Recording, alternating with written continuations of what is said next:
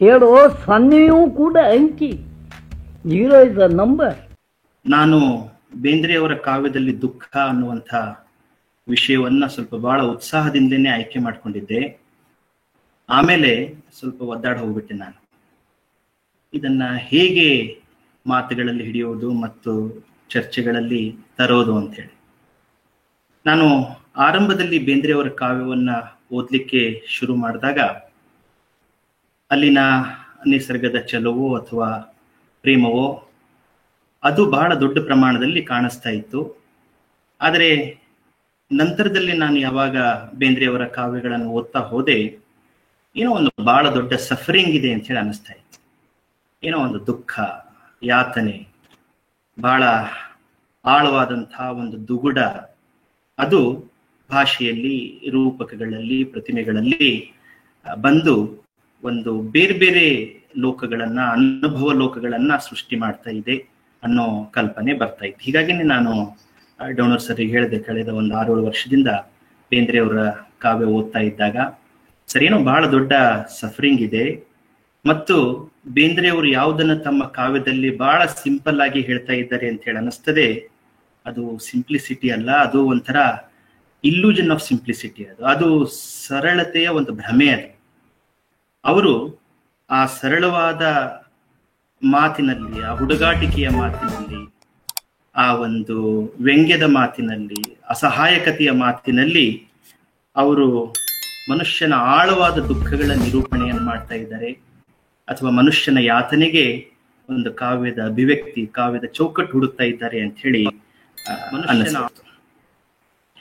ಹಾಗೆ ನೋಡಿದ್ರೆ ಬೇಂದ್ರೆ ಅವರ ಕಾವ್ಯ ಅದು ಒಂದು ಬೇರೆ ಬೇರೆ ಭಾವಗಳನ್ನು ಒಳಗೊಂಡಿರುವಂತಹ ಒಂದು ಸಂಕೀರ್ಣ ಜಾಲ. ಅದು ಅಲ್ಲಿ ಅನೇಕ ಭಾವಗಳು, ಅನೇಕ ಬಣ್ಣಗಳು, ಅನೇಕ ರಸಗಳು ಎಲ್ಲ ಇದ್ದಾವೆ. ಆದರೆ ಬೇಂದ್ರೆಯವರ ಕಾವ್ಯದ ಒಂದು ಮೂಲ ಧ್ವನಿ ಅಂತಂದ್ರೆ ನನಗೆ ದುಃಖ ಅಂತ ಹೇಳಿ ಅನ್ನಿಸ್ಲಿಕ್ಕೆ ಶುರು ಮಾಡ್ತು ಕಳೆದ ಒಂದು 5-6 ವರ್ಷದಿಂದ. ಅವರ ಮೂಲ ಕಾವ್ಯ ಪ್ರಜ್ಞೆ ಅದು ದುಃಖದ ಪ್ರಜ್ಞೆ, ಅಥವಾ ಅದು ದುಃಖ ಕೇಂದ್ರಿತವಾದದ್ದು. ಉಳಿದಿದ್ದೆಲ್ಲವೂ ಕೂಡ ಈ ಪ್ರಜ್ಞೆಯ ಒಂದು ಪ್ರತಿಧ್ವನಿ ತರ. ದುಃಖನೇ ಅಲ್ಲಿ ಮೂಲ ಧ್ವನಿ, ಉಳಿದ ಭಾವಗಳು, ಉಳಿದ ಬಣ್ಣಗಳು ಎಲ್ಲ ಅದರ ಬೇರೆ ಬೇರೆ ನೆರಳಿನ ತರಹ ಅಥವಾ ಅದರ ಬೇರೆ ಬೇರೆ ಪ್ರತಿಧ್ವನಿಯ ತರಹ ಅಲ್ಲಿ ಬರ್ತಾ ಇತ್ತು. ಹೀಗಾಗಿ ಈ ದುಃಖದ ಒಂದು ಭಿತ್ತಿಯನ್ನ, ದುಃಖದ ಒಂದು ಕಾವ್ಯ ಪ್ರಜ್ಞೆಯನ್ನ ಬೇಂದ್ರೆಯವರು ಹೇಗೆ ನಿರ್ವಹಿಸಿದ್ದಾರೆ ಅಂತ ನೋಡ್ಲಿಕ್ಕೆ ಒಂದು ಪ್ರಯತ್ನ ನಾನು ಮಾಡಿದ್ದೇನೆ. ಆಮೇಲೆ ಎಷ್ಟೋ ಸಲ ಎಲ್ಲ ಶ್ರೇಷ್ಠ ಕವಿಗಳ ಬಗ್ಗೆ ನಮಗೆ ಅನಿಸುವ ಹಾಗೆ ಬೇಂದ್ರೆಯವರ ಬಗ್ಗೆ ಕೂಡ ನಮಗೆ ಅನಿಸೋದು ಏನು ಅಂತಂದ್ರೆ, ಬೇಂದ್ರೆಯವರು ತಮ್ಮ ಕಾವ್ಯಾಭಿವ್ಯಕ್ತಿಗೆ ದುಃಖವನ್ನ ಆಯ್ಕೆ ಮಾಡ್ಕೊಂಡಿದ್ದಾರೋ ಅಥವಾ ದುಃಖವೇ ತನ್ನ ಅಭಿವ್ಯಕ್ತಿಗೆ ಬೇಂದ್ರೆಯವರನ್ನ ಆಯ್ಕೆ ಮಾಡ್ಕೊಂಡಿದೆಯೋ ಅನ್ನೋ ತರಹದಲ್ಲಿ ದುಃಖ, ಕಾವ್ಯ ಮತ್ತು ಬೇಂದ್ರೆ ಸಮ್ಮಿಲನಗೊಂಡ್ಬಿಟ್ಟಿದ್ದಾರೆ. ಅದು ಒಂದ್ ರೀತಿ ಬಹಳ ಘನವಾದಂಥ ಸಮ್ಮಿಲನ, ಬಹಳ ಸಾಂದ್ರವಾದಂಥ ಸಮ್ಮಿಲನ ಮತ್ತು ಬಹಳ ಪರಿಪಕ್ವವಾದಂಥ ಒಂದು ಸಮ್ಮಿಲನ.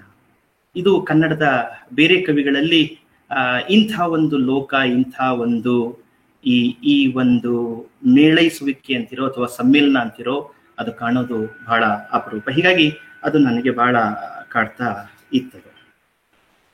ಯಾಕೆ ಈ ದುಃಖವನ್ನ ಅವರು ಅಭಿವ್ಯಕ್ತಿ ಮಾಡ್ತಾ ಇದ್ದಾರೆ ಅಂತ ನಾನು ಸುಮ್ಮನೆ ಅವರ ಕಾವ್ಯದ ಕೆಲವು ಸಾಲುಗಳನ್ನು ನೋಡಿದಾಗ, ಕೆಲವು ಕವಿತೆಗಳನ್ನು ನೋಡಿದಾಗ ಅದಕ್ಕೆ ಒಂದು ಬೇರೆ ಬೇರೆ ಮುಖಗಳು, ಅಂದ್ರೆ ನಮ್ಮ ಊಹೆಗೆ ದಕ್ಕಲಾರ್ದಂಥ, ನಮ್ಮ ಕೈಗೆ ಸಿಗಲಾರ್ದಂಥ ಬೇರೆ ಬೇರೆ ಮುಖಗಳು ಇದ್ದಾವೆ.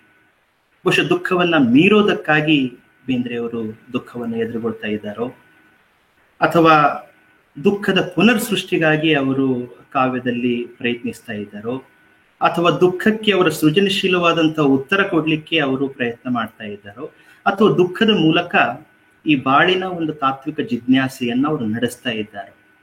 ಅವರ ಬೇರೆ ಬೇರೆ ಕವಿತೆಗಳು ಓದಿದಾಗ ಇವೆಲ್ಲ ಉತ್ತರಗಳು ಕೂಡ ನಿಜ ಅಂತ ಹೇಳಿ ಅನಿಸ್ತದೆ ನನಗೆ.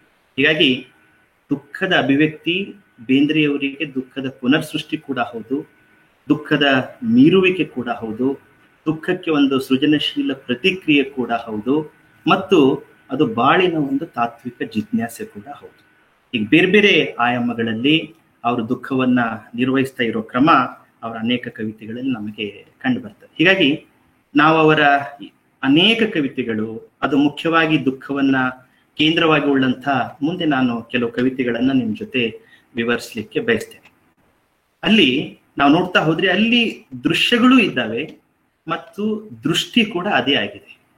ಆಮೇಲೆ ದೃಶ್ಯಗಳ ವಿವರಣೆಯಲ್ಲಿ, ಘಟನೆಗಳ ವಿವರಣೆಯಲ್ಲಿ, ಆಂಗಿಕಗಳ ವಿವರಣೆಯಲ್ಲಿನೂ ದುಃಖ ಇದೆ ಮತ್ತು ಮಾನಸಿಕ ಸಂರಚನೆಗಳಲ್ಲಿ, ಮಾನಸಿಕವಾದಂತಹ ಒಂದು ತಳಮಳ ಅಂತಿರೋ ಆ ತಳಮಳದಲ್ಲಿ ಕೂಡ ಒಂದು ದುಃಖದ ನಿರೂಪಣೆ, ದುಃಖದ ಅಭಿವ್ಯಕ್ತಿ ಅವ್ರು ಮಾಡ್ತಾ ಬಂದಿದ್ದಾರೆ.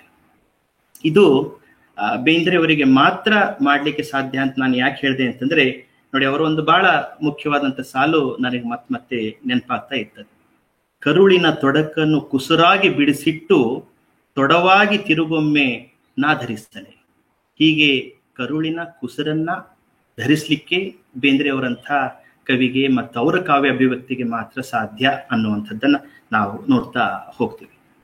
ಆಮೇಲೆ ಈ ದುಃಖದ ನಿರ್ವಹಣೆಯಲ್ಲಿ, ನಿರೂಪಣೆಯಲ್ಲಿ ಇನ್ನೊಂದೇನು ಸಂಭವಿಸ್ತಾ ಇದೆ ಅಂತಂದ್ರೆ, ಒಂತರಹದ ಟ್ರಾನ್ಸ್ಫಾರ್ಮೇಶನ್ ಆ ಕವಿತೆಯ ನಾಯಕನಲ್ಲಿಯೋ ಅಥವಾ ಕವಿತೆಯ ನಾಯಕಿಯಲ್ಲಿಯೋ ಒಂದು ಪಲ್ಲಟ ಕೂಡ ಆಗ್ತಾ ಇದೆ. ಅವರ ವ್ಯಕ್ತಿತ್ವದೊಳಗೆ, ಅವರ ಆಲೋಚನೆಯೊಳಗೆ ಒಂದು ಬಹಳ ದೊಡ್ಡ ಸ್ಫೋಟ ಅಥವಾ ಒಂದು ಬಿಡುಗಡೆ, ಒಂದು ಬದಲಾವಣೆ, ಪಲ್ಲಟ ಕೂಡ ಸಂಭವಿಸ್ತಾ ಇದೆ. ಹೀಗಾಗಿ ದುಃಖ ಎಷ್ಟು ಸಲ ಬೇಂದ್ರೆಯವರ ಕಾವ್ಯದಲ್ಲಿ ಒಂದು ಟ್ರಾನ್ಸ್ಫಾರ್ಮೇಶನ್, ಒಂದು ಬದಲಾವಣೆಯ ಸಂಕೇತವಾಗಿ, ಒಂದು ಬಾಳಿನ ಪಲ್ಲಟದ ಸಂಕೇತವಾಗಿ ಕೂಡ ಮತ್ತೆ ನಿರೂಪಣೆಗೊಳ್ತಾ ಇರೋದನ್ನ ನಾವು ಕವಿತೆಯಲ್ಲಿ ನಾವು ನೋಡ್ತಾ ಹೋಗ್ತೀವಿ. ಹಾಗೆ ನೋಡಿದ್ರೆ ಅದು ಬಹುತೇಕ ಕವಿಗಳ ವಿಷಯದಲ್ಲಿ ಕೂಡ ನಿಜ. ಏನು ಅಂತಂದ್ರೆ, ದುಃಖವನ್ನ ಮರೆಯುವುದು ಬಹಳ ಕಷ್ಟ. ಆಮೇಲೆ ಬೇಂದ್ರೆಯವರ ಕಾವ್ಯದಲ್ಲೇ ಅದನ್ನು ನಾವು ನೋಡ್ತಾ ಹೋದ್ರೆ, ಅವರ ಸಖಿಗೀತ ಇರಬಹುದು, ಬೇರೆ ಬೇರೆ ಅನೇಕ ಕವಿತೆಗಳು, ನಾನು ಮುಂದೆ ಉದಾಹರಣೆ ಕೊಡ್ತೀನಿ. ಅವರು ಯಾವ ದುಃಖವನ್ನು ಮರೀಲಿಕ್ಕೆ ಪ್ರಯತ್ನ ಮಾಡ್ತಾ ಇದ್ದಾರೆಯೋ ಅಷ್ಟು ಆ ದುಃಖಕ್ಕೆ ಹತ್ತಿರವಾಗ್ತಾ ಇದ್ದಾರೆ, ಆ ದುಃಖದೊಳಗೆ ಒಂದಾಗ್ತಾ ಇದ್ದಾರೆ. ಹೀಗಾಗಿ ಯಾವುದು ಮರೆವು ಅಂತ ಹೇಳಿ ಅವರಿಗೆ ಆಗ್ಬೇಕು, ಅದು ಅವರ ಪ್ರಜ್ಞೆಯ, ಅವರ ಸ್ಮೃತಿಯ ಒಂದು ಬಹಳ ದೊಡ್ಡ ಭಾಗವಾಗಿ ಅವರ ಕವಿತೆಗಳಲ್ಲಿ ಬರ್ತಾ ಇರೋದನ್ನ ನಾವು ನೋಡ್ತಾ ಇದ್ದೀವಿ. ಹೀಗಾಗಿನೇ ಅವರ ಬಹಳ ಮುಖ್ಯವಾದಂತಹ ಒಂದು ಸಾಲು ನನಗೆ ನೆನಪಾಗ್ತಾ ಇದೆ. ಮಮತಾಜಳನ್ನು ಹುಗಿದು ತಾಜ ಮಹಲನ್ನು ಕಟ್ಟಿ ನಿಜ ದುಃಖ ಮರೆಸಬಹುದೇ? ಸಾಧ್ಯ ಇಲ್ಲ. ಹಾಗಾದ್ರೆ ಏನಾಗ್ತಾ ಇದೆ? ಏನು ಬೇಂದ್ರೆಯವರ ಕಾವ್ಯ ಅಂತಂದ್ರೆ, ಅದು ಒಂದರ್ಥದಲ್ಲಿ ಅವ್ರದೇ ಒಂದು ಕವಿತೆಯ ಸಾಲು ತಗೊಂಡು ಅದಕ್ಕೆ ಒಂದು ಮೆಟಫರಿಕ್ ಆದಂತ ಭಾಷೆಯಲ್ಲಿ, ರೂಪಕಾತ್ಮಕವಾದ ಭಾಷೆಯಲ್ಲಿ ಹೇಳೋದು ಅಂತಂದ್ರೆ, ಹುದುಗಲಾರದ ದುಃಖ ಹುಗಿದಿರಿಸಿ ನಗೆಯಲ್ಲಿ.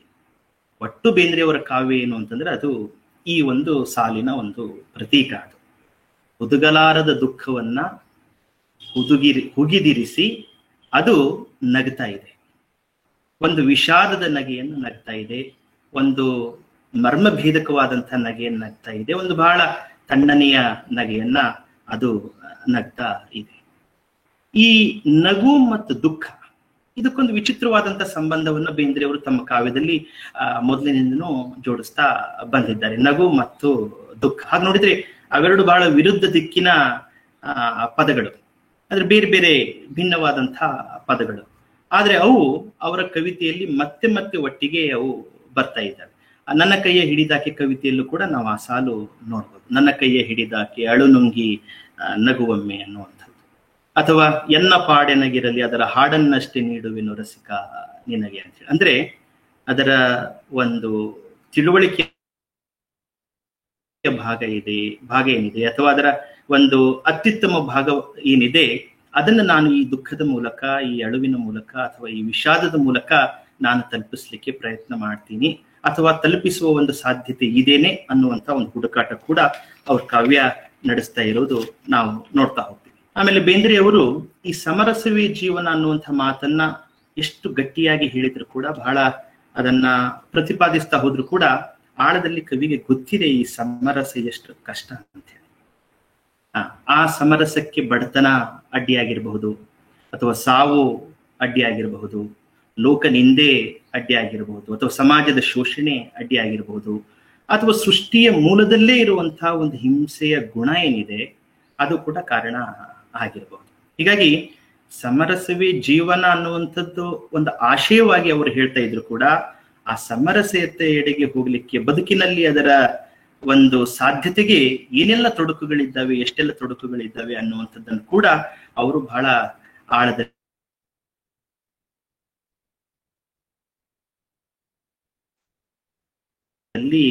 ಗಮನಿಸಿ ಅದನ್ನ ಹೇಳ್ತಾ ಇದ್ದಾರೆ. ಆಮೇಲೆ ಇನ್ನೊಂದು ಬಹಳ ನನಗೆ ಅನಿಸಿದ್ದೇನು ಅಂತಂದ್ರೆ, ಬೇಂದ್ರೆಯವರ ಕಾವ್ಯ ಅದು ಬದುಕಿನ ಕಠೋರ ವಾಸ್ತವದಲ್ಲಿನೇ ಬಿಚ್ಕೊಳ್ತಾ ಇದೆ. ಅದಕ್ಕೆ ಯಾವುದೇ ಅಮೂರ್ತವಾದಂಥ ನೆಲೆ ಇಲ್ಲ. ಬಹುಶಃ ಜೋಗಿ ಅಂತ ಪದ್ಯದಲ್ಲಿ ಅನುಭವಕ್ಕೆ ಸಂಬಂಧಪಟ್ಟ ಹಾಗೆ ಕೆಲವು ಅಮೂರ್ತವಾದಂಥ ನೆಲೆಗಳನ್ನ ಇರಬಹುದು.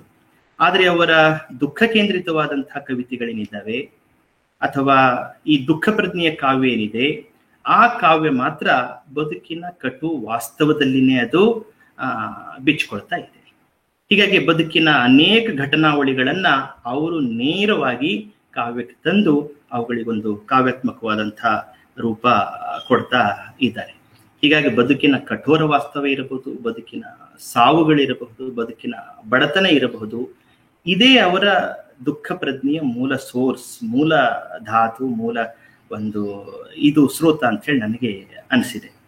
ಅಂದ್ರೆ ಇದನ್ನ ನನಗೆ ಯಾಕೆ ಇದು ಮುಖ್ಯವಾಗಿ ಕಾಣಿಸ್ತಾ ಇದೆ ಅಂತಂದ್ರೆ, ಬೇಂದ್ರೆಯವರು ಈ ದುಃಖದ ಸಂದರ್ಭದಲ್ಲಿ ಅಮೂರ್ತವಾದಂತಹ ನೆಲೆಗೆ ಇಳಿಯೋದಿಲ್ಲ, ಅಥವಾ ದೇವರ ಸ್ಮರಣೆಗೆ ತೊಡಗೋದಿಲ್ಲ, ಅಥವಾ ಇಂಥ ಬಾಳಿನಲ್ಲಿ ಇಂಥ ದುಃಖದ ಸಂದರ್ಭದಲ್ಲಿ ದೇವರು ಬಂದು ಕೈ ಹಿಡಿಬೇಕು ಅಂತ ಹೇಳಿ ಅಂಗಲಾಚುವುದು ಇಲ್ಲ.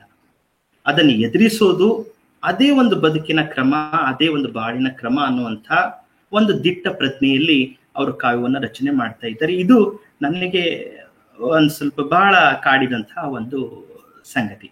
ಯಾಕಂದ್ರೆ ಅವರು ಬೇರೆ ಬೇರೆ ಕವಿತೆಗಳಲ್ಲಿ ಅವರು ದೇವರನ್ನು ಕುರಿತು ಬರೆದಿದ್ದಾರೆ, ಸರಸ್ವತಿಯನ್ನು ಕುರಿತು ಬರೆದಿದ್ದಾರೆ, ದತ್ತನನ್ನು ಕುರಿತು ಬರೆದಿದ್ದಾರೆ. ಆದ್ರೆ ಯಾವಾಗ ಬಾಳಿನ ದುಃಖವನ್ನು ಕುರಿತು ಬರೆದಿದ್ದಾರೆಯೋ, ದುಃಖ ಪ್ರಜ್ಞೆಯನ್ನು ಕುರಿತು ಬರೆದಿದ್ದಾರೆಯೋ, ಅಲ್ಲಿ ಈ ಒಂದು ದೈವ ಲೋಕ ಏನಿದೆ ಅದು ಮಿಸ್ ಆಗ್ಬಿಟ್ಟಿದೆ. ಅದನ್ನ ತರಲಿಕ್ಕೆ ಅವರು ಪ್ರಯತ್ನ ಮಾಡೋದಿಲ್ಲ. ಅದನ್ನ ಆ ಸಖ ಮತ್ತು ಸಖಿ ಅವರಿಬ್ಬರೇ ಹೇಗೋ ಒದ್ದಾಡಿ ಆ ಬಾಳಿನ ದುಃಖವನ್ನು ಎದುರಿಸಲಿಕ್ಕೆ ಪಡುವಂತಹ ಒಂದು ಪಡಿಪಾಟಲು ಏನಿದೆ, ಅಥವಾ ಆ ಒಂದು ಹೋರಾಟ ಏನಿದೆ, ಸಂಘರ್ಷ, ಅದೇ ಅವರ ದುಃಖ ಪ್ರಜ್ಞೆಯ ಕವಿತೆಯ ಸಾಲುಗಳಾಗಿ, ರೂಪಕಗಳಾಗಿ ಅದು ಬರ್ತಾ ಹೋಗಿದೆ ಅನ್ನುವಂಥದ್ದು ನಾವು ಗಮನಿಸ್ತೀವಿ. ಆಮೇಲೆ ಇನ್ನೊಂದು ಬಹಳ ಮುಖ್ಯವಾದಂತಹ ಸಂಗತಿ ಏನು ಅಂತಂದ್ರೆ, ಅವರ ಕಾವ್ಯದಲ್ಲಿ ನಾನು ಮೊದಲೇ ಹೇಳಿದ ಹಾಗೆ ದುಃಖದ ನಿರೂಪಣೆನೂ ಇರ್ತದೆ, ಮತ್ತು ದುಃಖದ ವಿಶ್ಲೇಷಣೆನೂ ಇರ್ತದೆ, ಮತ್ತು ಅದರ ಮೌಲ್ಯಮಾಪನೂ ಇರ್ತದೆ. ಮನುಷ್ಯನ ಬದುಕಿನಲ್ಲಿ ಯಾಕೆ ಈ ದುಃಖ ಅಂತ ಹೇಳಿ, ಅಥವಾ ಈ ದುಃಖದ ಮೂಲ ಏನು ಅಂತ ಹೇಳಿ, ಅಥವಾ ಇಂಥ ದುಃಖ ಬಂದಾಗ ಆ ಅಸ್ತಿತ್ವಕ್ಕೆ ಒದಗುವಂಥ ತಲ್ಲಣಗಳು ಏನು ಅಂತ ಹೇಳಿ. ಹೀಗಾಗಿ ದುಃಖ ನಾನು ಅಂದ ಹಾಗೆ ಅವರು ಒಂದು ತಾತ್ವಿಕ ಜಿಜ್ಞಾಸೆಯ ಕ್ರಮವಾಗಿ ಕೂಡ ಅವರು ಬಳಸ್ಕೊಳ್ತಾರೆ. ಈ ಬದುಕನ್ನ ನೋಡ್ಲಿಕ್ಕೆ, ಬದುಕನ್ನ ಅರ್ಥ ಮಾಡ್ಕೊಳ್ಳಿಕ್ಕೆ ಅದು ಒಂದು ಅವಕಾಶವಾಗಿ, ಒಂದು ಪ್ರಜ್ಞೆಯಾಗಿ ಕೂಡ ಅವ್ರ ಕಾವ್ಯದಲ್ಲಿ ಮೂಡ್ ಬರ್ತಾ ಇರೋದು ನಾವು ನೋಡ್ತಾ ಹೋಗ್ತೀವಿ. ಹೀಗಾಗಿ ಎಷ್ಟೋ ಸಲ ಈ ದುಃಖ ಮತ್ತು ಬೇಂದ್ರೆಯವರ ನಡುವಿನ ಒಂದು ಗುದುಮುರಿಗೆಯಲ್ಲಿ, ಒಂದು ಹೋರಾಟದಲ್ಲಿ ದುಃಖ ಒಂದೊಂದ್ಸಲ ಕೆಳಗೆ ಬಿದ್ದ ಹಾಗೆ ಅನಿಸ್ತಾ ಇದೆ ನನಗೆ.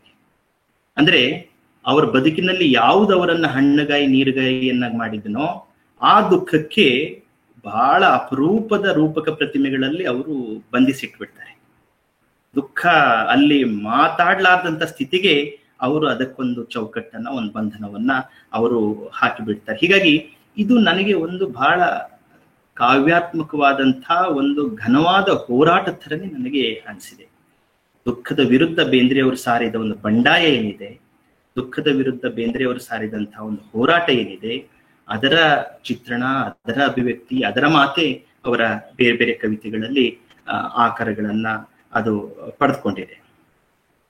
ಆಮೇಲೆ ಅವರ ಉದ್ದೇಶ ಏನು ಅಂತಂದ್ರೆ, ಈ ಪಾಡನ್ನ ಹಾಡಾಗಿಸುವುದು ಹೇಗೆ ಅಂತ ಹೇಳಿ.